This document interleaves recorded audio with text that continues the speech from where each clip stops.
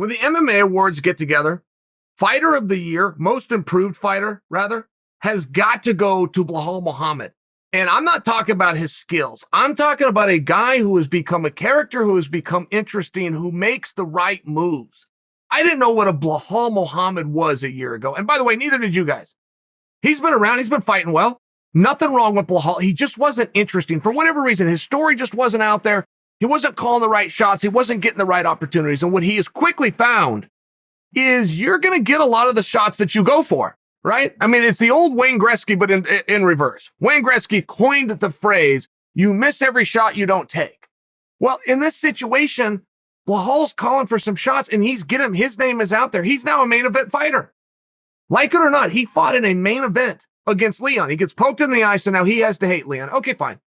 So Belal comes out today and said of Leon, said you lost more fans than you gained in that Nate Diaz fight. Then Gilbert Burns came on the back of that and said that Leon did not look hungry enough against Nate to get himself a title shot. Now, I think that as it pertains to Belal, I think he's just smart. I think he just knows how to insert himself. He did an interview, same one I'm talking about, and somewhere in this interview, he said, I hate Colby Covington. Hate's a strong word. I don't know of an emotion stronger than hate. I mean, it's strong enough that my mother told me don't ever say it because it's never true. You'll never actually hate somebody. I only share with you. He knows how to get himself out there right now. He knows how to make himself interesting. He's never shooting below himself. He's only shooting up. It's a rule in politics. Governor will go after the president. President doesn't go after the governor. You're beneath me. Well, Belal's following that. He's only going after people higher on the ladder. I want to tie that into what Gilbert Burns said, though. Is that a fair criticism that Leon didn't look hungry enough? Because you will always be subject to one of the two. You'll always be subject that in this case, the word is hungry. You didn't look hungry enough. You didn't go out and finish the fight. Or you'll get what I viewed as a compliment to Leon, that he stayed composed. He had ice going through his veins. I was most impressed with Leon in his post-fight interview that he said it as calmly as I'm speaking to you now. We believed that he would wear down in the 4th and 5th round, and not because we think he's out of shape. We just know what great cardio Nate's going to bring to the table. It didn't happen. Leon held up, pat on the back. Leon was hurt. He found a way to survive.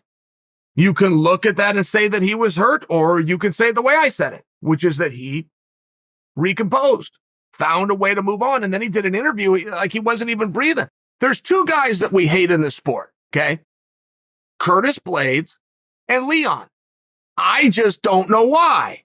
I've never known what Curtis did to the community other than go out there and do the hardest possible fights. Ngannou twice.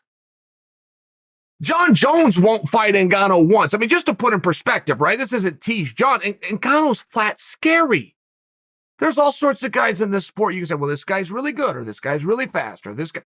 There's one guy that's the scariest guy. It's Ngannou.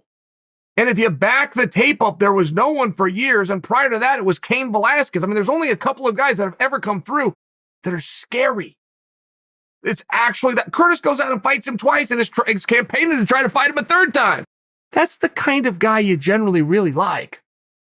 Leon has taken every opportunity that he can get. Oh, by the way, they say you're supposed to win your fights. He's won them all over the last 5 years. And now we're saying he wasn't hungry enough. I mean, you got to choose. Mike Tyson had said, and I'll never forget it because he's the first that I heard say it, but he's very right. If you look for a finish, you're not going to win a decision. If you look for a knockout, if you try to put that guy away and you fail and it goes to the cards, you're not going to win it. Now, why? Why is real easy. It takes a ton of energy. You're taking a big risk. When you see an opening and you go for it, you can leave a hero or you will be exhausted and you won't be able to go on another flurry or another sprint or protect yourself 2 rounds later. It's true. It's accurate. You guys might remember Conor McGregor versus Nate Diaz. And when Conor lost part 1 and when Conor lost, he said, I was not efficient with my energy. That's true. That was a fair assessment. But he's speaking to Mike Tyson's point that Conor went for the finish. He tried to get Nate out of there, which is why as the fight went on, the tides turned.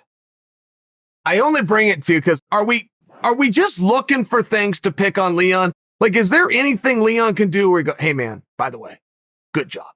Is there anything that's even on the table? Because if we're not going to assess him and be fair, what's the point? Like, what is the point of it? I am well aware that we are going to fiercely adhere to the rules that we make up on the spot. But can we also agree that there's some level when we're a fan, like there's some code that we have to follow? Gilbert does not have to follow it.